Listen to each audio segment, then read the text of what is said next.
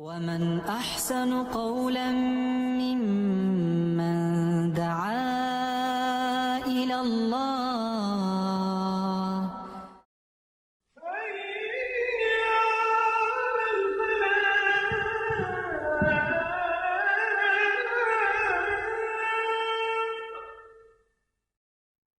الحمد لله وكفى وسلام على عباده الذين اصطفى خصوصا سيدنا محمد المصطفى صلى الله عليه وسلم وعلى ازواجه وذرياته وصحبه اجمعين اما بعد فاعوذ بالله من الشیطان الرجیم بسم اللہ الرحمن الرحیم۔ حضرات، یہ میں نے سورہ نساء کی 3 آیات آپ کے سامنے پیش کی ہیں، آیت نمبر 58، 59 اور 60۔ ان کا ترجمہ پیش خدمت ہے۔ ترجمہ ہے کہ مسلمانوں، اللہ تمہیں حکم دیتا ہے کہ امانتیں اہل امانت کے سپرد کرو، اور جب لوگوں کے درمیان فیصلہ کرو تو عدل کے ساتھ کرو۔ اللہ تم کو نہایت عمدہ نصیحت کرتا ہے، اور یقیناً اللہ سب کچھ سنتا اور دیکھتا ہے۔ اے لوگوں جو ایمان لائے ہو، اطاعت کرو اللہ کی، اور اطاعت کرو رسول کی اور ان لوگوں کی جو تم میں سے صاحب امر ہوں۔ پھر اگر تمہارے درمیان کسی معاملے میں نزاع ہو جائے تو اسے اللہ اور رسول کی طرف پھیر دو، اگر تم واقعی اللہ اور روز آخر پر ایمان رکھتے ہو۔ یہی ایک صحیح طریقہ کار ہے اور انجام کے اعتبار سے بھی بہتر۔ اے نبی صلی اللہ علیہ وسلم، تم نے دیکھا نہیں ان لوگوں کو جو دعویٰ تو کرتے ہیں کہ ہم ایمان لائے ہیں اس کتاب پر جو تمہاری طرف نازل کی گئی ہے اور ان کتابوں پر جو تم سے پہلے نازل کی گئی تھیں، مگر چاہتے یہ ہیں کہ اپنے معاملات کا فیصلہ کرانے کے لیے طاغوت کی طرف رجوع کریں، حالانکہ انہیں طاغوت سے کفر کرنے کا حکم دیا گیا تھا۔ شیطان انہیں بھٹکا کر راہ راست سے بہت دور لے جانا چاہتا ہے۔ رب اشرح لی صدری ویسر لی امری واحلل عقدۃ من لسانی یفقہوا قولی۔ حضرات، یہ سورہ نساء قرآن کی طویل صورتوں میں سے ایک صورت ہے، اور اس کا نزول ایک روایت کے مطابق سن 2 ہجری کے آخر اور دوسری روایت کے مطابق سن 3 ہجری کے آغاز سے شروع ہوا، اور سن 5 ہجری کے آغاز تک اس سورے کی آیات نازل ہوتی رہیں۔ یہ بڑی اہم سورہ ہے اس لحاظ سے کہ جب مدینہ منورہ میں اسلامی حکومت قائم ہو گئی اور معاشرہ جو ہے وہ اسلام کے مطابق زندگی گزارنے پر تیار ہو گیا، تو اب ضرورت اس بات کی تھی کہ ایسے قوانین اللہ تعالیٰ بتائے مسلمانوں کو کہ جو اسلامی قوانین ہیں اور جو یقیناً یہود اور کفار و مشرکین کے قوانین سے مختلف۔ اس زمانے میں جب یہ آیات نازل نہیں ہوئی تھیں تو صورتحال یہ تھی کہ مدینہ منورہ میں یہود کا ہی کلچر، انہی کی تہذیب اور انہی کے قوانین کے مطابق عمل ہو رہا تھا۔ چنانچہ اللہ تعالیٰ نے اب اس کی ضرورت محسوس کی کہ اب وہ قوانین اتارے جائیں کہ جس سے مسلمان قوم کا ایک تشخص اجاگر ہو اور ایک اسلامی نظام جو ہے وہ مکمل طور پر قائم ہو۔ چنانچہ اس کے اندر احکامات نازل ہونے شروع ہوئے۔ سب سے پہلے جو صورتحال ہمارے سامنے آتی ہے وہ یتیموں کے بارے میں آتی ہے۔ آپ جانتے ہیں کہ اس زمانے میں یتیموں کے ساتھ انتہائی نچلے درجے کی بدسلوکی جو ہے وہ کی جاتی تھی۔ ان کا مال و اسباب ہضم کر لیا جاتا تھا، انہیں گھر سے باہر نکال دیا جاتا تھا کہ جاؤ بھیک مانگو اور اپنی زندگی گزارو۔ اللہ تعالیٰ نے اس بات کو پسند نہیں کیا اور مسلمانوں کو بتایا کہ یہ عمل جو ہے وہ انتہائی قبیح عمل ہے۔ ان الذین یاکلون اموال الیتامی ظلما انما یاکلون فی بطونہم نارا، کہ جو لوگ یتیموں کا مال ظلم سے کھاتے ہیں تو بے شک وہ لوگ جو ہیں اپنے پیٹ میں آگ کھاتے ہیں۔ تو گویا یہ آگاہ کیا گیا مسلمانوں کو اور معاشرے کو کہ یتیموں کا مال ظلم سے نہیں کھایا جانا چاہیے، اس کی حفاظت کی جانی چاہیے اور یتیموں کی پرورش کی جانی چاہیے، اور جب یتیم جو ہے وہ بڑے ہو جائیں اور بالغ ہو جائیں، ان کے اندر شعور پیدا ہو جائے تو پھر ان کا مال ان کے سپرد کر دیا جائے۔ اسی معاشرے میں ایک دوسرا عنصر بھی تھا جس کے اوپر خاصے مظالم توڑے جاتے تھے، اور وہ عورتوں کا عنصر تھا۔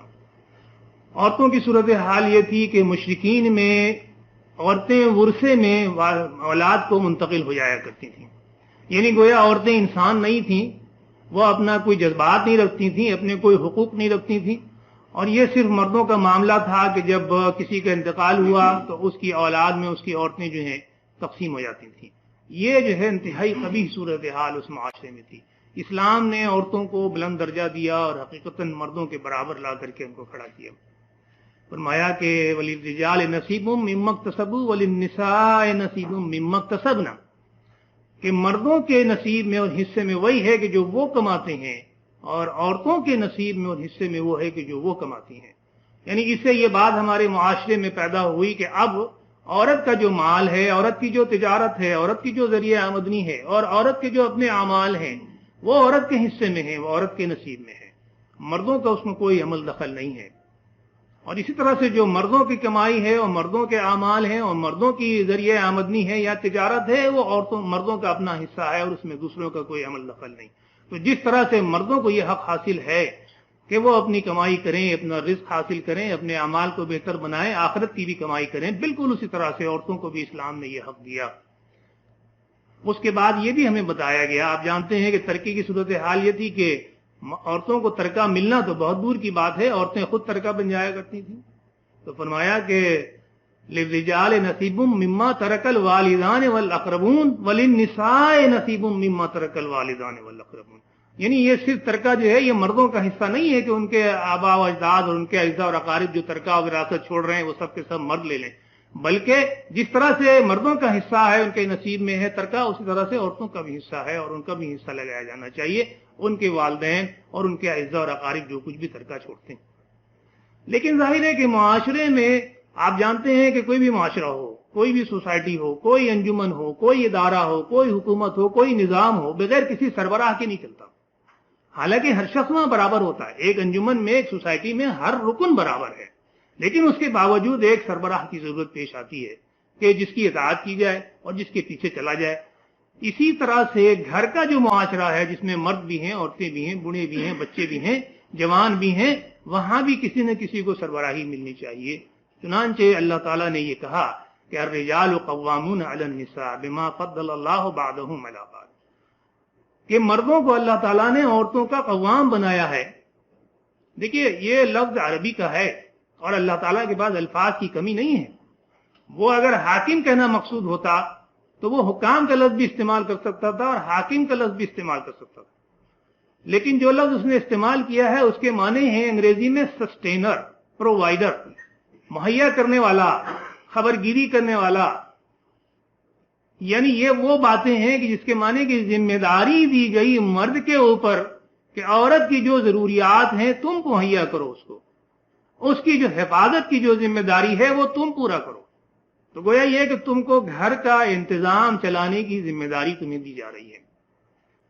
تو عورت کو اسلام نے مرد کے برابر معاشرے میں جگہ دی۔ اسی سورے میں پھر ہم کو یہ احکامات بھی ملتے ہیں کہ اگر تمہیں پانی نہ ملے تو تم تیمم کرو اور نماز پڑھو۔ اسی سورے میں ہم کو یہ احکامات بھی ملتے ہیں کہ قتل خطا اگر ہو جائے تو اس کی دیت دی جائے، اس کے بدلے میں غلام آزاد کیا جائے، لیکن قتل عمد جو ہے وہ انتہائی بڑا گناہ ہے اور اللہ تعالیٰ کا غضب ٹوٹتا ہے اس کے اوپر۔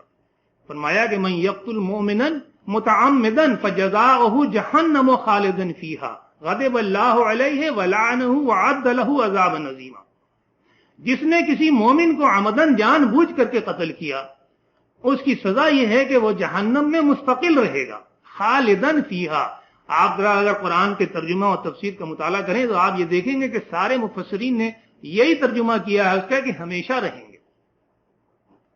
تو جو شخص جان بوجھ کر کے قتل کرتا ہے کسی مومن کا وہ دوزخ کی سزا ہمیشہ کاٹے گا، اللہ تعالیٰ کا غضب ہے اس کے اوپر اور اللہ تعالیٰ کی لعنت ہے اس کے اوپر، اور اللہ تعالیٰ نے اس کے لیے ایک عذاب عظیم تیار کر رکھا ہے۔ پھر اسی سورے میں ہم کو منافقین کے بارے میں بھی احکامات ملتے ہیں۔ آپ جانتے ہیں کہ وہ معاشرہ جو تھا انسانوں کے 3 گروہ پر مشتمل تھا۔ ایک تو وہ جو مومن، آپ دیکھیں کہ سورہ بقرہ کی پہلا رکوع جو ہے اس میں 2 قسم کے انسانوں کا تذکرہ کیا گیا اور اس کے بعد دوسرے رکوع میں ایک تیسرے قسم کے انسان کا تذکرہ کیا گیا۔ تو ایک تو وہ ہیں کہ جو مومن ہیں ایک وہ ہیں جو کافر ہیں، یعنی سرے سے وہ اللہ پر ایمان ہی نہیں لائے، یا توحید پر ایمان نہیں لائے، یا حضور اکرم صلی اللہ علیہ وسلم پر ایمان نہیں لائے، یا قرآن پر ایمان نہیں لائے، وہ کافر ہو گئے۔ ان میں سے کسی ایک چیز پر بھی اگر آپ کا ایمان نہیں ہے تو آپ کافر ہیں۔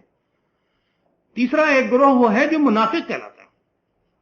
یہ وہ لوگ ہیں کہ جو دو قسم کے منافق ہیں مفسرین نے بتایا۔ ایک وہ کہ جو عقیدتاً نفاق کے حامل ہیں، نفاق بالعقیدہ، کہ وہ یقینی نہیں رکھتے اللہ کے اوپر یا توحید کے اوپر، یا حضور صلی اللہ علیہ وسلم کو اپنا پیغمبر یا ہادی نہیں مانتے، یا قرآن کو اللہ کی کتاب نہیں مانتے، یا آخرت کے اوپر یقین نہیں رکھتے، لیکن ہیں مسلمان معاشرے میں ہیں، نام بھی مسلمانوں کا ہے، شادی بیاہ بھی مسلمانوں میں کر رہے ہیں، حقوق بھی مسلمانوں جیسے حاصل کر رہے ہیں، اور اپنے کو کہتے بھی مسلمان ہیں، لیکن ان کا عقیدہ نہیں ہے ان چیزوں کے اوپر۔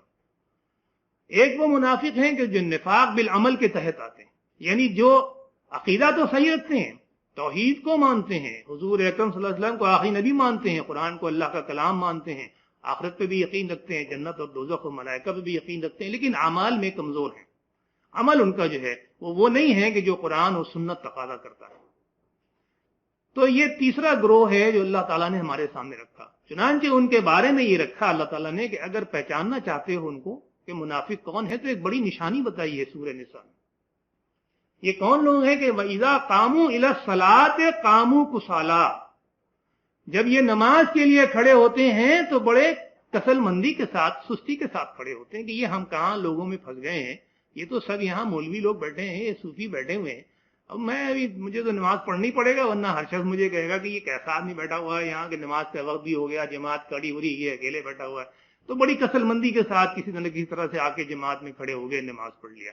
تو یہ نشانی ہے جو اللہ تعالیٰ نے بتائی ہے کہ اگر منافق کو پہچاننا ہے تو یہ دیکھ لو، یہ ان کا انداز ہے۔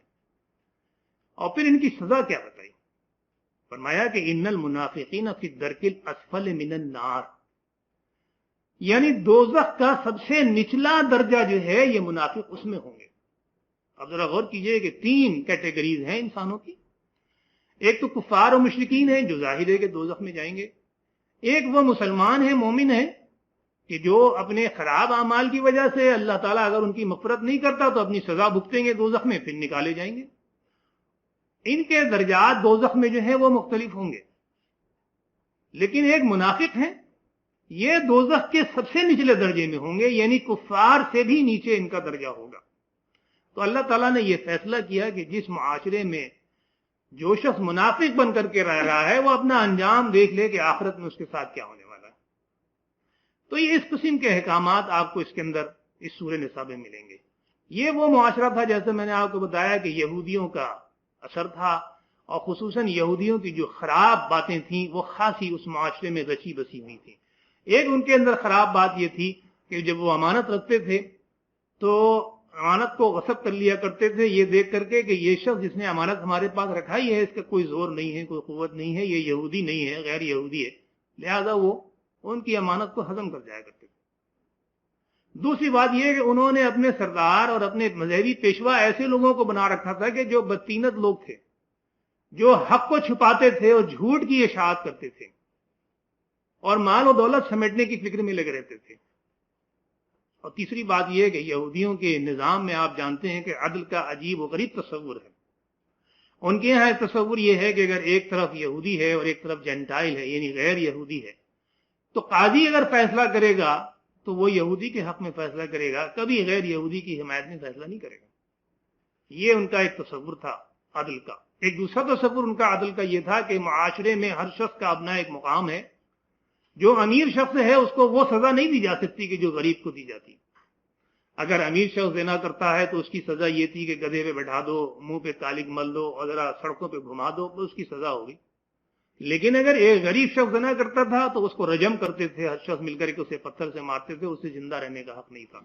تو یہ اس قسم کی انصاف کا اصول اور اس قسم کی حرکتیں جو ہیں وہ معاشرے میں انہوں نے رائج کر رکھی تھیں۔ تو اب یہ اسلامی معاشرہ ترتیب دیا جا رہا ہے اور اللہ تعالیٰ جو ہے مسلمانوں کو بتا رہا ہے کہ تمہیں اپنی زندگی کس طرح سے گزارنی ہے، تمہارا نظام کیا ہونا چاہیے۔ تو یہ جو آیات میں نے آپ کے سامنے رکھی ہیں، 3 آیات اور جن کا ترجمہ میں نے آپ کے سامنے پیش کیا ہے، اسی پس منظر کے تحت اگر آپ کو دیکھیں تو پہلے اللہ تعالیٰ نے مسلمانوں کو یہ حکم دیا کہ تمہارے اندر امانت کی پاسداری ہونی چاہیے اور عدل قائم کیا جانا چاہیے۔ اور اس کے بعد تمہارا نظام حکومت جو ہے وہ اس طرح سے ترتیب پانا چاہیے کہ اللہ کی اطاعت کی جائے، اللہ کے رسول کی اطاعت کی جائے، اور اس کے بعد تمہارے اندر جو سربراہ ہیں، جو حاکم وقت ہیں، جو بھی تمہارے اس وقت صدر ہیں، جو کچھ بھی ہیں جن کو تم نے اختیار دیا ہے، ان کی اطاعت کرو۔ اور جب تمہیں اختلاف ہو جائے آپس میں کسی بات میں، تو اس میں اللہ اور رسول کے فیصلے کو تلاش کرو کہ انہوں نے اس کے اوپر کس طرح کا فیصلہ کیا تھا، اس کے مطابق پھر عمل کرو۔ اور پھر آخر میں منافق کا تذکرہ آیا کہ یہ وہ لوگ ہیں کہ یہ اپنے فیصلے دوسری جگہ کرواتے ہیں، یہ اللہ اور رسول کے فیصلے کو ماننے کو تیار نہیں ہیں۔ تو یہ 6 باتیں جو ہیں یہ ہمارے سامنے آئی ہیں ان آیات میں۔ آج انشاءاللہ ہم پہلی 3 باتوں کے اوپر گفتگو کریں گے، باقی 3 باتوں پہ انشاءاللہ پھر ہم کبھی جب موقع ملا تو آپ کے سامنے گفتگو کریں گے۔ پہلی بات جو ہمارے سامنے یہاں آئی وہ یہ ہے کہ ان اللہ یأمرکم ان تؤدوا الامانات الی اہلھا، اللہ تعالیٰ تمہیں حکم دیتا ہے۔ ذرا غور کیجئے گا، یہ حکم دینا ہے، یہ جو صیغہ ہے یہ حکمیہ صیغہ ہے، اس میں کوئی مشورہ شامل نہیں ہے، کوئی نصیحت کی بات نہیں ہو رہی ہے، بلکہ یہ وہ بات ہو رہی ہے کہ جس کا نفاذ لازم ہے ایک اسلامی معاشرے کے اندر، ایک اسلامی سلطنت کے اندر، اس کو نافذ کیا جانا ہے۔ اور چنانچہ یہی لفظ ایک جگہ اور اللہ تعالیٰ استعمال کرتا ہے اور انہی معنوں میں استعمال کرتا ہے کہ ان اللہ یأمر بالعدل والاحسان وایتاء ذی القربى، اللہ تعالیٰ تمہیں حکم دیتا ہے اس بات کا۔ یہاں بھی یہی بات کہی جا رہی ہے کہ اللہ تعالیٰ یہ حکم کر رہا ہے کہ تم امانات جو ہیں وہ ان کے جو اہل ہیں ان کے سپرد کرو۔ اب آپ ذرا دیکھیے کہ یہودیوں کا طرز عمل کیا تھا اور مسلمانوں کو کیا بات کہی جا رہی ہے۔ کوئی بھی امانت دار کے پاس رکھوائے، خواہ وہ مسلمان ہو یا غیر مسلم، وہ کمزور ہو یا طاقتور، وہ امیر ہو یا غریب، آپ جب امین بنے ہیں تو آپ کا کام یہ ہے کہ آپ اس کی حفاظت کریں اور امانت جو ہے جس کی بھی ہے اس کو سپرد کریں۔ آپ یہ اسلامی معاشرے میں حکم جو ہے ہمیں دیا گیا۔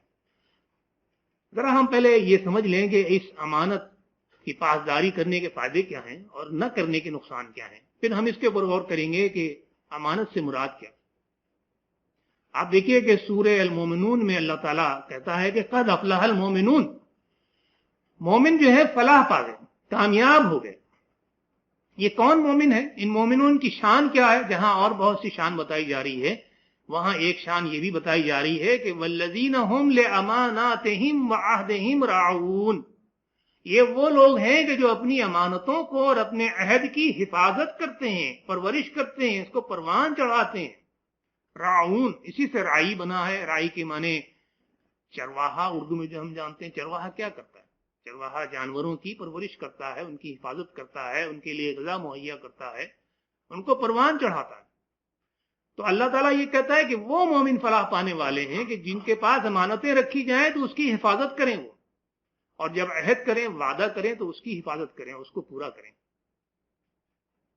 تو یہ تو ہمارے لیے ایک بات سمجھ میں آئی کہ ہم اگر فلاح و اخروی کے طالب ہیں تو امانتوں کا حق ہمیں ادا کرنا ہوگا، اور جو جس کا حقدار ہے اس کو دیا جانا ہوگا۔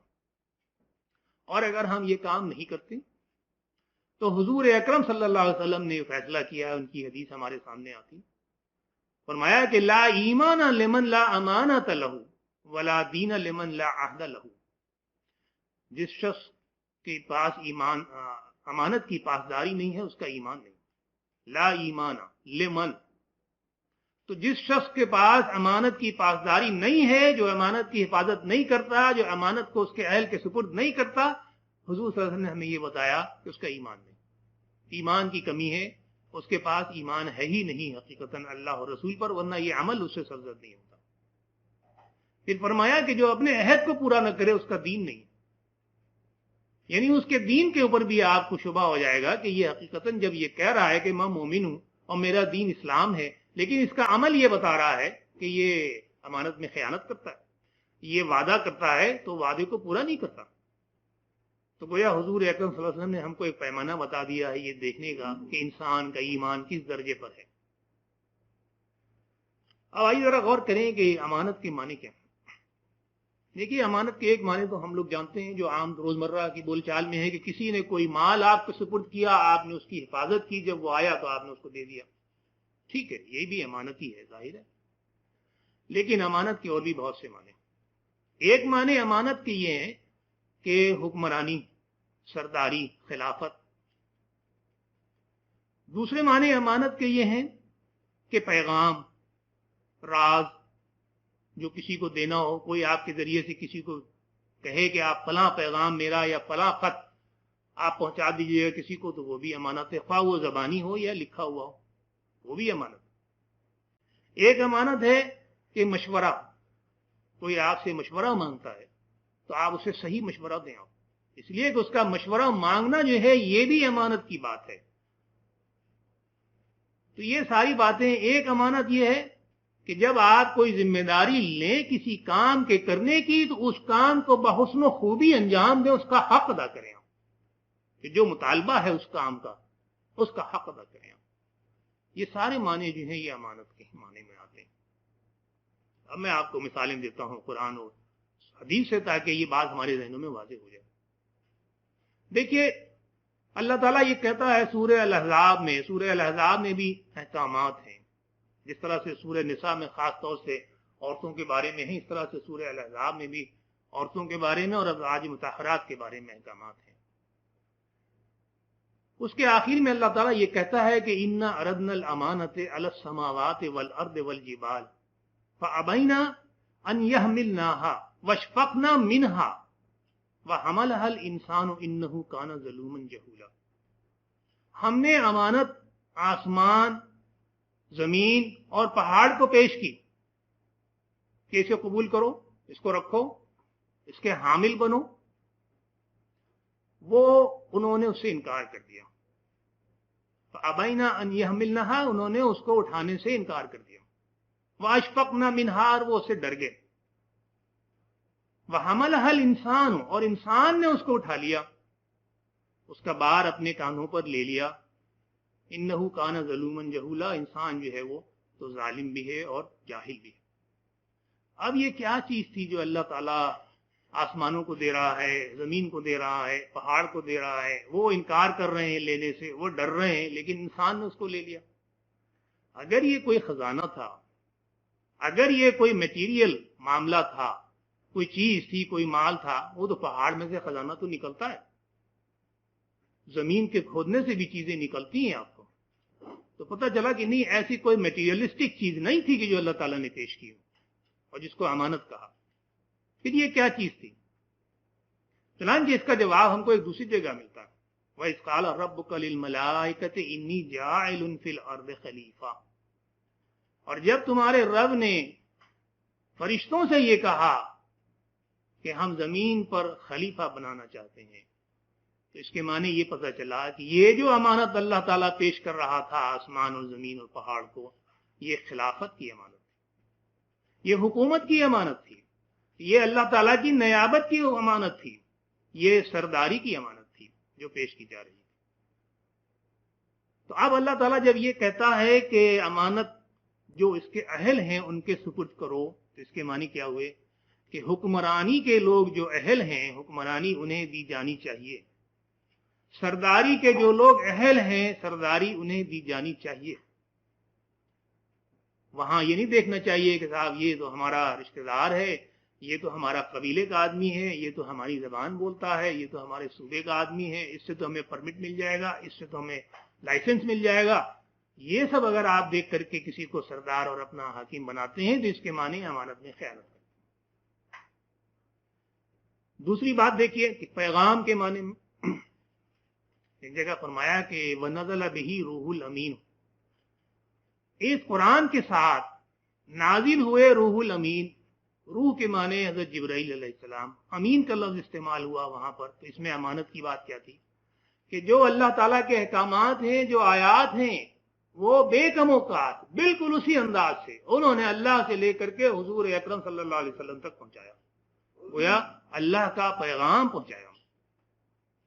تو یہ بھی امانت تھی کہ آپ کا پیغام آپ کسی کو دیں اور کہیں کہ میرا یہ پیغام، میری یہ بات کسی تک آپ پہنچا دیجئے، اور آپ اس کے پاس پہنچے کہ اوہو انہوں نے کچھ کہا تو تھا آپ کے بارے میں لیکن میں بھول گیا، یا یہ کہ آپ نے ایسی باتیں کہیں کہ جو معنی دوسرے نکلے اور وہ معنی نہیں نکلے کہ جو اصل میں کہلائے گئے تھے، تو گویا یہ ہم نے امانت میں خیانت کی۔ ہم جو اہل تھا اس امانت کا اسے ہم نہیں دے سکے. ایک ایسے شخص کے ذریعے ہم نے پیغام بھیجا کہ جو اہل نہیں تھا اس بات کا. ایک جگہ فرمایا کہ انی لکم رسول امین، کہ میں تمہارے پاس امین رسول بنا کر کے بھیجا گیا ہوں. تو یہ حضور صلی اللہ علیہ وسلم جو تھے یہ کس بات کی امانت لے کر کے آئے تھے؟ یعنی اللہ کا پیغام، اللہ کے احکامات، یہ قرآن، اس کی امانت کا حق انہوں نے ادا کیا. اب دیکھیے جو میں نے آپ کو بتایا تھا کہ امانت کے معنی مشورے کے بھی ہیں. حدیث ہمیں یہ ملتی ہے کہ مستشار مؤتمن، مستشار کہتے ہیں کنسلٹنٹ کو، ایڈوائزر کو، مشیر کو، وہ جس سے کہ مشورہ لیا جاتا ہے. ماہرین ہوتے ہیں، ان کو آپ اپنا کنسلٹنٹ مقرر کرتے ہیں، اپنے معاملات میں ان سے مشورہ لیتے ہیں، تو وہ مؤتمن ہے، وہ امانت دار ہے کہ اب آپ اس سے مشورہ مانگیں تو اس کے اوپر یہ ذمہ داری ہے کہ وہ صحیح مشورہ آپ کو دے. یہ نہیں ہے کہ وہ غلط مشورہ آپ کو دے دے یا ایسا کوئی مشورہ دے دے جان بوجھ کر کے کہ جو حقیقتاً جس سے آپ کو نقصان ہو جائے. ہمارے معاشرے میں روزمرہ کیا ہوتا ہے، ہمیں کوئی کام کرنا ہوتا ہے، ہم کسی بھائی سے مشورہ کرتے ہیں کہ ہمیں کیا کرنا چاہیے. ہم نے اصل میں اس کو امین بنایا اپنی بات کا، اپنے مشورہ کا. وہ کیا کرتا ہے، اگر اس میں اس کا انٹرسٹ ہے، اس کا کوئی مفاد شامل ہے، وہ یہ محسوس کرتا ہے کہ اوہو اس کو تو یہ فائدہ ہو رہا ہے، مجھے اس سے نقصان ہو جائے گا، یا میں کیوں نہ بڑھ کے فائدہ اٹھا لوں، تو وہ مجھے تو غلط مشورہ دے دے گا اور خود آگے جا کر کے اس کا فائدہ اٹھا لے گا.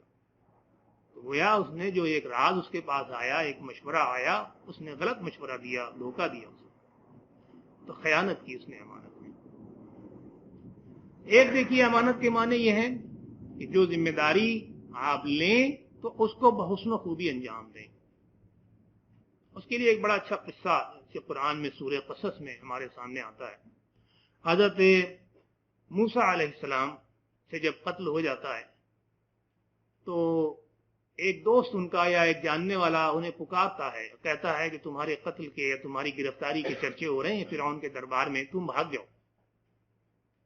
چنانچہ حضرت موسیٰ جو ہیں وہ شہر کو چھوڑ کے بھاگ جاتے ہیں اور وہ پہنچتے ہیں مدین میں حضرت شعیب کی قوم کے پاس. وہاں جا کر کے ایک کنویں کے پاس آپ بیٹھ جاتے ہیں. وہاں دیکھتے ہیں کہ کنویں پہ ازدحام لگا ہوا ہے، لوگ پانی کھینچ رہے ہیں اور دو لڑکیاں الگ کھڑی ہوئی اپنی باری کا انتظار کر رہی ہیں. پوچھتے ہیں کہ کیا مسئلہ ہے، تم کیوں نہیں پانی کھینچ رہی ہو؟ تو بتاتی ہیں کہ یہ لوگ پہلے پانی کھینچ لیں، یہ ہمیں کھینچنے نہیں دیتے، جب یہ کھینچ کر کے چلے جائیں گے، جب کنواں خالی ہوگا تو پھر ہم بھی کھینچ لیں گے. ہمارے باپ بوڑھے ہیں، وہ کھینچ نہیں سکتے، اس لیے ہم پانی لینے آتے ہیں. تو انہوں نے کہا لاؤ اپنا ڈول مجھے دو. انہوں نے ان کا ڈول لیا اور پانی کھینچ کر کے ان کو دے دیا اور وہ دونوں لڑکیاں جو ہیں وہ پانی لے کر کے اپنے گھر چلی گئیں. اب ظاہر ہے کہ یہ بات تعجب خیز بات تھی حضرت شعیب کے لیے کہ وہ لڑکیاں آج وقت سے پہلے پانی لے کر کے آ گئیں. عام طور پر جس وقت وہ آتی تھیں اس سے بہت پہلے لے کر کے آ گئیں. پوچھا کیا بات ہے، آج تم پانی جلدی لے کے کیسے آ گئیں؟ تو انہوں نے قصہ بتایا کہ ایسا ایسا ایک شخص تھا، اس نے ہم سے یہ پوچھا، ہم نے یہ کہا تو اس نے ہمارا پانی بھر دیا اور ہم اس طرح پانی لے کر کے آئے. تو حضرت شعیب نے یہ کہا کہ جاؤ ان کو بلا کے لاؤ. چنانچہ ان میں سے ایک لڑکی شرماتی ہوئی آتی ہے اور آگے کہتی ہے کہ ابا جان نے آپ کو بلایا ہے. حضرت موسیٰ جو پانی کھینچنے کے بعد ایک درخت کے نیچے بیٹھ جاتے ہیں اور اللہ تعالیٰ سے اپنی فلاح کے لیے توقع باندھتے ہیں اور دعا کرتے ہیں کہ کوئی ان کو مدد کرنے والا ان کو ہو. دیار غیر میں ہیں، پردیسی ہیں، اجنبی ہیں، بھوکے ہیں. چنانچہ جب وہ لڑکی آتی ہے اور کہتی ہے کہ ابا جان نے آپ کو بلایا ہے تو وہ اس کے ساتھ چل پڑتے ہیں. وہ لڑکی جاتی ہے اور جا کے کیا کہتی ہے اپنے ابا جان سے کہ یا ابت استاجر ہو، کہ اے ابا جان ان کو آپ نوکر رکھ لیں، ان کو اجرت پہ رکھ لیں. ان میں خیرہ من استاجر تھا، یہ جن لوگوں کو آپ نے اجرت پہ رکھا ہے، نوکری دی ہے، نوکر رکھا ہے، ان میں یہ سب سے بہتر ہیں القوی الامین، اور یہ قوی بھی ہیں اور امین بھی ہیں. قوی تو خیر بات سمجھ میں آتی کہ دیکھنے میں پتہ چل جاتا ہے کہ بھئی صحت مند آدمی ہے، موٹا ہے، قوی ہے، ٹھیک ہے بات، لیکن یہ امین کیوں کہا ان کی لڑکی نے؟ یہ غور کرنے کی بات ہے کہ یہاں کا لفظ امین استعمال کیا گیا. اس کے معنی یہ ہے کہ انہوں نے جو ذمہ داری لی پانی کھینچ کر کے دینے کی، اس کو بحسن خوبی انہوں نے انجام دیا، ہمیں کوئی تکلیف نہیں ہوئی اس میں، اور جس انداز سے یہ کام کیا جانا چاہیے تھا اسی انداز سے انہوں نے اس کو کیا. تو میرا مال بھی ان کے ہاتھ میں امانت تھی، میری عزت بھی ان کے ہاتھ میں امانت تھی، اور انہوں نے بڑے اچھے طریقے سے وہ کام کر کے دیا۔ تو پتہ چلا کہ امانت کے معنی یہ بھی ہیں کہ جب آپ کوئی ذمہ داری اپنے کاندھوں پر لیں تو اس کو بحسن خوبی انجام دیں اور اچھا۔ القوی الامین، اور یہ قوی بھی ہیں اور امین بھی ہیں۔ قوی تو خیر بات سمجھ میں آتی کہ دیکھنے میں پتہ چل جاتا ہے کہ بھئی صحت مند آدمی ہے، موٹا ہے، قوی ہے، ٹھیک ہے بات، لیکن یہ امین کیوں کہا ان کی لڑکی نے؟ یہ غور کرنے کی بات ہے کہ یہاں کا لفظ امین استعمال کیا گیا۔ اس کے معنی یہ ہے کہ انہوں نے جو ذمہ داری لی پانی کھینچ کر کے دینے کی، اس کو بحسن خوبی انہوں نے انجام دیا، ہمیں کوئی تکلیف نہیں ہوئی اس میں، اور جس انداز سے یہ کام کیا جانا چاہیے تھا اسی انداز سے انہوں نے اس کو کیا۔ تو میرا مال بھی ان کے ہاتھ میں امانت تھی، میری عزت بھی ان کے ہاتھ میں امانت تھی، اور انہوں نے بڑے اچھے طریقے سے وہ کام کر کے دیا۔ تو پتہ چلا کہ امانت کے معنی یہ بھی ہیں کہ جب آپ کوئی ذمہ داری اپنے کاندھوں پر لیں تو اس کو بحسن خوبی انجام دیں اور اچھی طرح سے اس کو ادا کریں۔ آئیے ہم آگے چلتے ہیں۔ وَإِذَا حَكَمْتُمْ بَيْنَ النَّاسِ أَن تَحْكُمُوا بِالْعَدْلِ، اور جب تم لوگوں کے درمیان میں حکم کرو تو انصاف کے ساتھ حکم کرو۔ یہ دوسرا سبق ہے جو اسلامی معاشرے میں ہم کو دیا جا رہا ہے، وہ عدل کا سبق۔ آپ جانتے ہیں کہ حدیث ہے کہ قیامت کے روز اللہ تعالیٰ کے عرش کے سائے کے تلے 7 آدمی ہوں گے، ان میں سے ایک آدمی عادل حکمراں ہوگا، وہ حکمراں جو عدل کرتا ہے۔ عدل کی اہمیت ان معنوں میں آپ سمجھیے کہ قرآن یہ کہتا ہے کہ ہم نے جتنے پیغمبر بھیجے ہیں، جتنی کتابیں اتاری ہیں، اور جو ہم نے میزان اتارا ہے، یہ صرف اس لیے اتارا ہے کہ لوگوں میں انصاف قائم کیا جائے۔ لقد ارسلنا رسلنا بالبینات وانزلنا معهم الکتاب والمیزان لیقوم الناس بالقسط، بے شک ہم نے رسول بھیجے ہیں کھلی ہوئی نشانیوں کے ساتھ، اور ہم نے ان کے ساتھ کتابیں اتاری ہیں، اور ہم نے میزان اتارا ہے۔ کیوں؟ لیقوم الناس بالقسط، تاکہ لوگوں میں انصاف قائم کیا جائے۔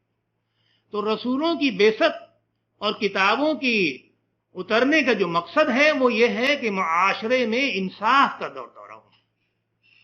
یہ وہ بات ہے جو یہاں ہمارے سامنے آ رہی کہ جب تم لوگوں کے درمیان حکم کرو، یہاں بھی لفظ ناس استعمال ہوا ہے، یہ نہیں کہا کہ وَإِذَا حَكَمْتُمْ بَيْنَ الْمُؤْمِنِينَ، یہ نہیں کہا، بین الناس، لوگوں کے درمیان۔ جب انصاف کا معاملہ آئے گا تو خواہ مسلمان ہو یا کافر، یہ آپ سمجھ لیے، عورت ہو یا مرد، جوان ہو یا بوڑھا، جب انصاف کا معاملہ آئے گا تو ہر ایک کے ساتھ انصاف کیا جائے گا۔ یہ قطعاً ایسا نہیں ہوگا کہ وہاں کوئی رشتہ داری کام آئے گی، وہاں کوئی صوبائیت کام آئے گی، وہاں کوئی تعصب کام آئے گا، وہاں کوئی مذہب کام آئے گا، نہیں، جو جس کا حق ہے وہ حق اس کو دیا جائے گا۔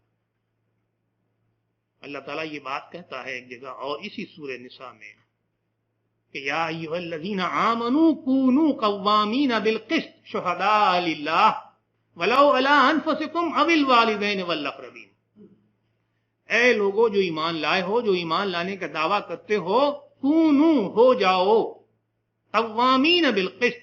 یہ قوامین دیکھیے یہ وہی لفظ آیا جو الرجال قوامون، تو یہاں کیا معنی حاکم کے ہیں؟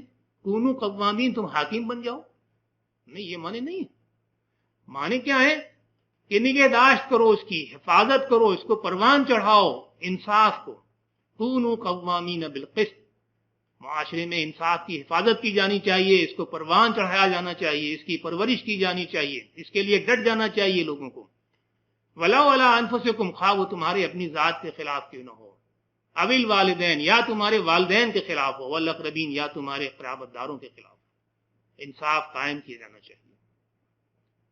یہی معاشرہ ہے اصل میں اسلامی معاشرہ۔ حقیقتاً اگر اسلامی معاشرہ ہے اور اگر آپ کو دیکھنا ہے تو پہلی بات یہ دیکھیے کہ وہاں عدل ہے یا نہیں، وہاں امانت ہے یا نہیں۔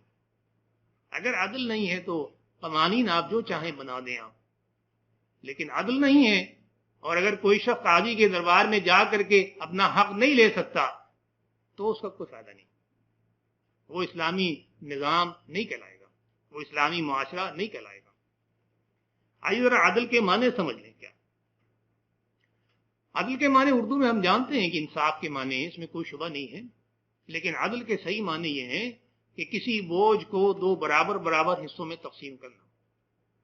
جب اونٹ کے اوپر آپ سامان لاتے ہیں لے جانے کے لیے ایک جگہ سے دوسری جگہ، تو آپ اس کے بوجھ کو دو برابر حصوں میں تقسیم کر کے دونوں طرف لٹکاتے ہیں، یہ عدل ہے، یہ عمل جو ہے یہ عدل ہے۔ توازن قائم کرنا، معاشرے میں توازن قائم ہونا چاہیے، معاشرہ کسی ایک کی طرف جھک کے نہ رہ جائے، معاشرہ صرف امیر کی پرورش نہ کرے، معاشرہ صرف کسی ایک کلاس کی پرورش نہ کرے، معاشرے میں اکثریت اور اقلیت کوئی معنی نہیں رکھتے، انصاف کی نظر میں، عدل کی نظر میں توازن ہونا چاہیے۔ تو جب آپ بوجھ کو تقسیم کرتے ہیں تو اس طرح سے تقسیم کرتے ہیں کہ اونٹ ایک طرف کو جھک نہ جائے کہ وہ کھڑا بھی نہ ہو پائے، اور پھر اس طرح تقسیم کیجیے اتنا بوجھ لا دیے کہ وہ اس کو لے کر کے چل سکے، یہ بھی نہیں کہ بیٹھ جائے تو کھڑا نہ ہو پائے۔ یہ ہے عدل کا صحیح مفہوم۔ تو اب اگر کسی شخص کے پاس آپ کچھ محسوس کرتے ہیں کہ کسی کو کوئی ذمہ داری آپ دے رہے ہیں اور اس کی حیثیت اور اس کی ضرورت سے زیادہ آپ اس کو دے رہے ہیں، اس کی صلاحیتوں سے زیادہ، تو یہ بھی عدل نہیں ہے۔ آپ کو یہ دیکھنا چاہیے کہ وہ شخص اس کام کو بحسن و خوبی انجام دے سکتا ہے یا نہیں، اس کے ساتھ اس کا حق ادا کر سکتا ہے یا نہیں۔ یہ ہے مفہوم اصل میں عدل کا جو معاشرے میں آنا چاہیے۔ اور پھر یہ بھی آپ سمجھ لیجیے کہ ایک اسلامی معاشرے میں چند لوگوں کو چند خصوصی حقوق حاصل ہیں، ان حقوق کو مجروح نہیں ہونا چاہیے۔ مثال کے طور پر جب کوئی قاضی فیصلہ کرنے چلے گا اور ایسی جگہ ایسا کیس آ جائے کوئی کے ساتھ، ایک لڑکا یا کوئی شخص عدالت میں آئے قاضی کے اور یہ کہے کہ میرے باپ نے مجھے چانٹا مارا ہے، میرے باپ نے مجھے چانٹا مارا ہے، مجھے بھی یہ حق دلایا جائے، انصاف کا تقاضا یہ ہے کہ میں بھی چانٹا ماروں اپنے ابا جان کو۔ ممکن ہے کہ مغربی معاشرے میں ایسا ہو، یہودیوں کے معاشرے میں ایسا ہو، عیسائیوں کے معاشرے میں ایسا ہو فیصلہ، لیکن کسی اسلامی معاشرے میں کوئی قاضی یہ فیصلہ نہیں کر سکتا کہ بیٹا اپنے باپ کو چانٹا مارے۔ عدل کا مفہوم آپ سمجھیں، توازن مفہوم ہے، ٹٹ فار ٹیٹ نہیں ہے۔ یہ تو کر سکتا ہے قاضی کہ لڑکے کے باپ کو تنبیہ کرے، اس کو سمجھائے کہ تم معاشرے میں فتنہ کے باعث ہو رہے ہو، تم اپنی اصلاح کرو، لیکن وہ یہ فیصلہ نہیں کر سکتا کہ بیٹے سے کہے کہ چلو باپ تمہارے سامنے کھڑا ہے اور تم باپ کو چانٹا مارو۔ یہ فیصلہ وہ نہیں کر سکتا۔ کیا فیصلے ہو سکتے ہیں؟ امیر و غریب کی کوئی تمیز نہیں ہونی چاہیے، حکمران حاکم و محکوم کی کوئی تمیز نہیں ہونی چاہیے۔ چنانچہ آپ دیکھیں کہ ہمیں مثالیں ملتی ہیں اس کی۔ حضرت عمر رضی اللہ تعالی عنہ کے خلاف ایک مقدمہ دائر ہوتا ہے مدینہ منورہ کے قاضی کے پاس۔ وہ قاضی حضرت عمر کو طلب کرتا ہے۔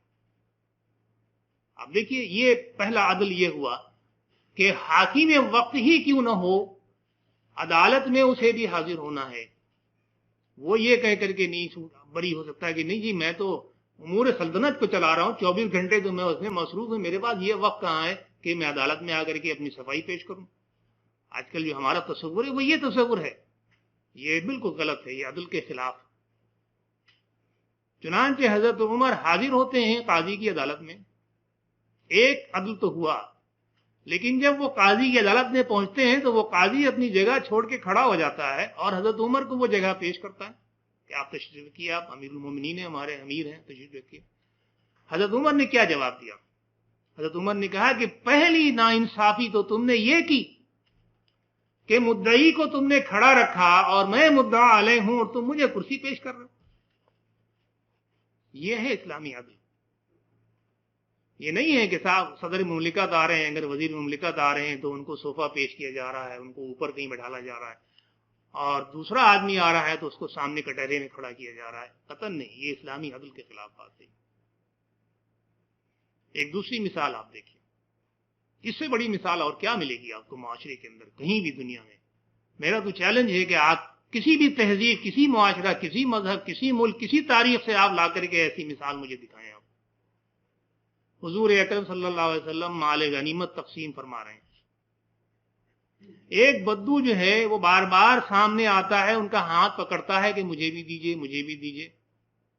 یہاں تک کہ وہ ان کے ہاتھ کے اوپر گر پڑا اور گرنے کے بعد اس نے کہا کہ مجھے دیجیے. تو آپ کے ہاتھ میں ایک چھڑی تھی, آپ ایک عصا رکھا کرتے تھے, اس چھڑی سے آپ نے اس بدو کو کونچ دیا, یعنی چھڑی سے اس کو آپ نے پوک کر دیا. وہ چہرے پہ کیا آپ نے, اور چہرے پہ اس کے خراش آ گئی. اب آپ دیکھیے عمل کیا ہے. حضور صلی اللہ علیہ وسلم فوراً کھڑے ہو جاتے ہیں, اس بدو کو کھڑا کرتے ہیں, اس کے ہاتھ میں چھڑی دیتے ہیں اور کہتے ہیں جس طرح میں نے تمہیں کوچا تھا تمہاری خراش آئی ہے, تم بھی مجھے کوچو, میری بھی خراش آئی. یہ ہے عدل.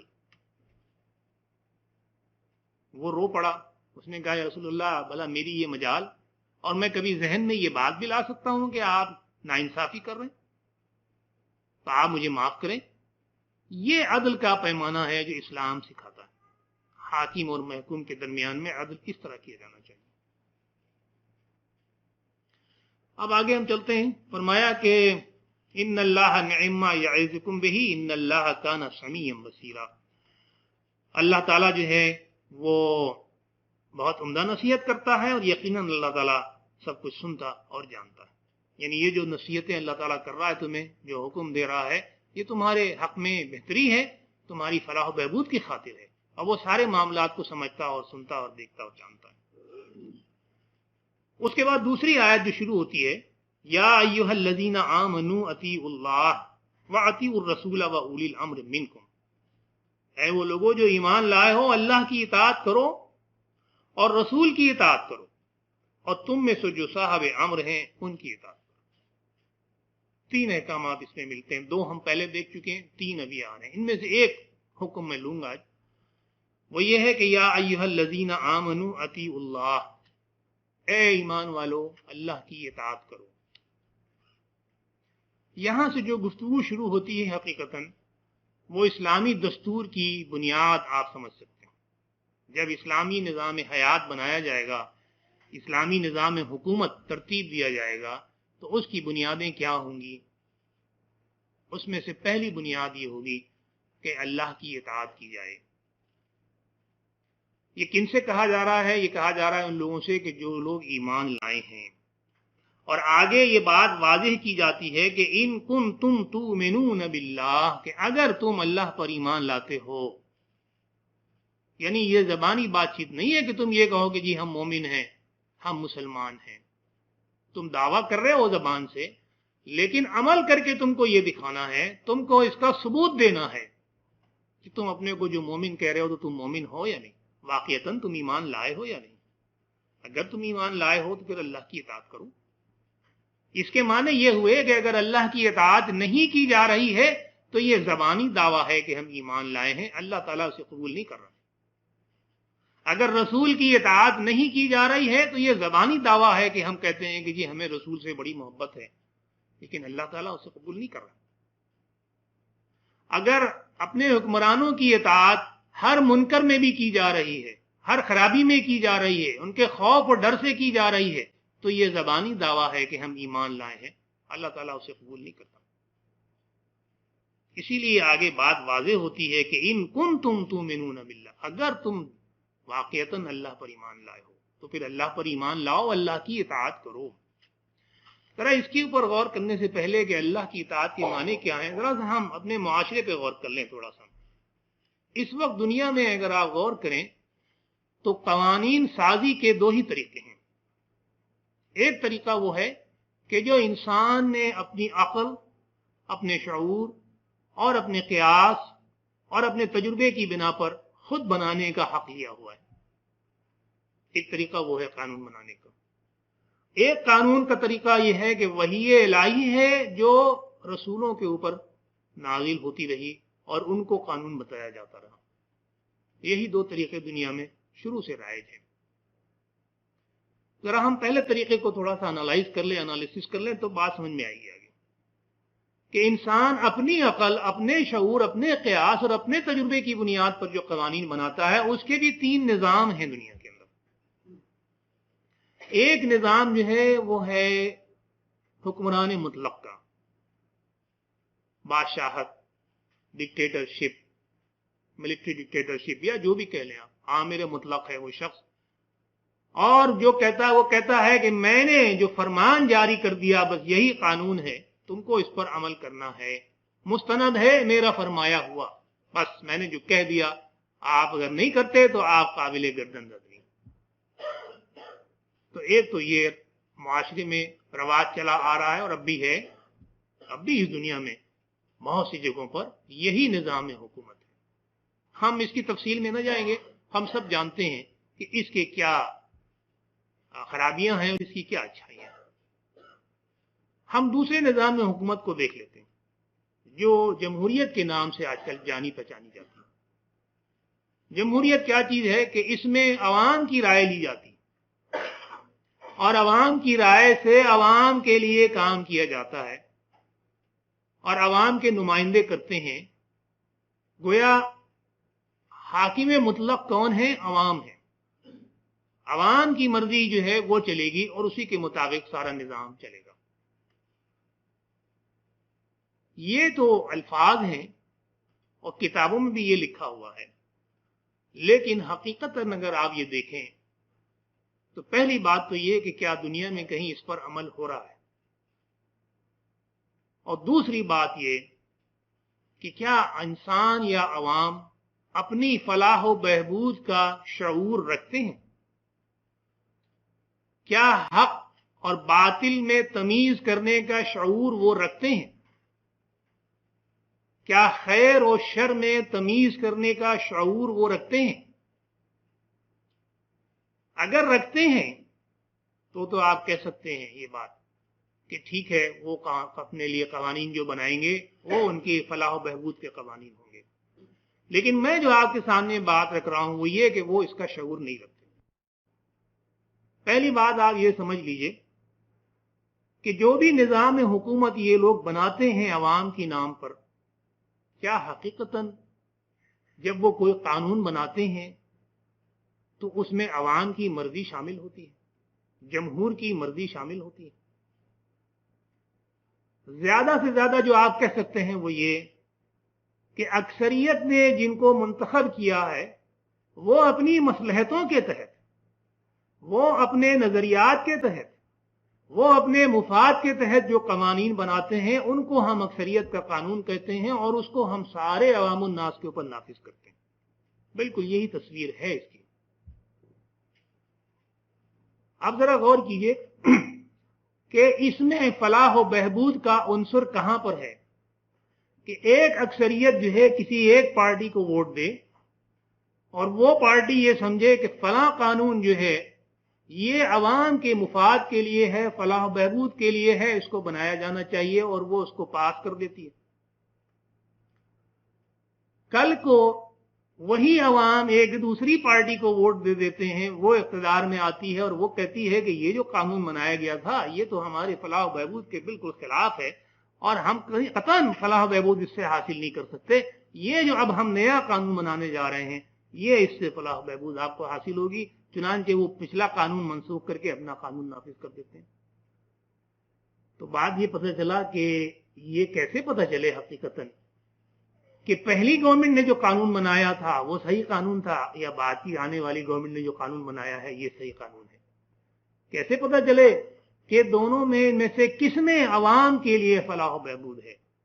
पता चला कि नाम तो सब यही लेते हैं कि हम अवाम की फलाह बहबूद के लिए कर रहे हैं, लेकिन कानून जब बनाते हैं तो एक दूसरे के उलट कानून बनाते हैं।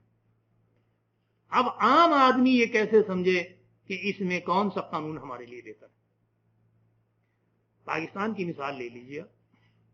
एक गवर्नमेंट आती है तो वो कहती है कि मुल्क की फलाह व बहबूद इसमें है कि सारी सनतों को कौमिया लिया जाए और हुकूमत अपने कब्जे में ले ले और हुकूमत अपने नुमाइंदे वहां मुकर्रर कर दे और वो उसको चलाएं। दूसरी हुकूमत आती है तो वो कहती है ये तो बड़ा नुकसानदेह था हमारे लिए, हमें बड़े नुकसानात हुए, कतन ऐसा नहीं होना चाहिए, और सारी सनतें जो हैं वो अब आम लोगों के अंदर तकसीम कर दी जाए और उनको चलाने दिया जाए, वो जैसा चाहे चलाएं। आपने देखा कि दोनों बात बिल्कुल एक दूसरे की जिद है और दोनों ही बातें हमारे सामने लाई गई और दोनों ही बातें हमारे अक्सरियत के नाम पर लाई गई और दोनों ही बातों से कोई खास फायदा हमको हासिल नहीं हुआ। تو پتہ یہ چلا کہ یہ جمہوریت جس بات کو ہم کہتے ہیں یہ کیا چیز ہے. بندوں کو گنا کرتے ہیں، تولا نہیں کرتے. حقیقت یہ ہے کہ جمہوریت کے نام پر اس کا فیصلہ کرنا بہت مشکل ہے، تقریباً ناممکن ہے کہ معاشرے کے لیے فلاح و بہبود کس چیز میں ہے. وہی معاشرہ جو ایک چیز کو اپنے لیے کبھی نقصان دہ سمجھتا ہے، کچھ عرصے کے بعد اسی کو اپنے لیے مفید سمجھتا ہے. ایک چیز کو جس کو آج مفید سمجھ رہا ہے، کچھ عرصے کے بعد اسے نقصان دہ سمجھتا ہے، اور یہ اکھاڑ پچاڑ اور الٹ پلٹ جو ہے مستقلاً چلتی رہتی ہے. تو یہ کہاں کا اصول ہے، یہ کہاں کا یہ شعور ہے کہ انسان کہے کہ یہ بہترین طریقہ ہے، اس سے بہتر طریقہ نہیں. ایک مثال میں نے آپ کو پاکستان سے دی، ایک مثال میں آپ کو امریکہ سے دے دیتا ہوں. امریکہ جو دنیا کی اس وقت واحد سپر پاور ہے، اور وہاں یہ نعرہ بڑے زور و شور سے بلند ہوتا ہے کہ ہم جو کچھ بھی قانون بناتے ہیں عوام کی فلاح و بہبود کے لیے بناتے ہیں. ہماری تہذیب دنیا کی سب سے بہترین تہذیب ہے، اور ہم جو قانون بنا لیں یہی دنیا میں ہر جگہ نافذ ہونا چاہیے. ہم اگر کہیں کہ آج ڈرگ کا پینے والا جو ہے اس کو موت کی سزا دی جائے تو دنیا کو موت کی سزا دینی چاہیے. ہم اگر کہیں کہ زنا کرنے والا آزاد سڑک پہ پھرا جائے تو آزاد اس کو سڑک پہ چھوڑ دیا جانا چاہیے. یہ ان کا دعویٰ ہے، اور وہ اپنی باتوں کو منواتے ہیں دنیا میں. ان کے پاس یہ قوت ہے، اور ان کے پاس دانشوروں کی کمی نہیں ہے. آپ یہ نہ سمجھیں کہ کوئی انہوں نے زبردستی کی ہوئی ہے، نہیں، وہ سوچ بچار کرتے ہیں، غور و فکر کرتے ہیں. ان کے پاس وہ دنیا بھر سے جتنے دانشور ہیں وہ ان کو بڑی سے بڑی لالچ دے کر کے اپنے ملک میں لاتے ہیں. غالباً دنیا میں یہ واحد ملک ہے کہ جس نے امیگریشن اپنے ملک کا کھولا ہوا ہے سارے دنیا کے لیے، اور لوگ آتے ہیں اور وہ ان کو لیتا ہے. اسی لیے کہ وہ چاہتا ہے کہ اس کے ملک میں ہنر جمع ہو، اس کے ملک میں دماغ جمع ہو، اس کے ملک میں ایسے لوگ جمع ہوں کہ جس سے قوم کو فلاح و بہبود حاصل ہو.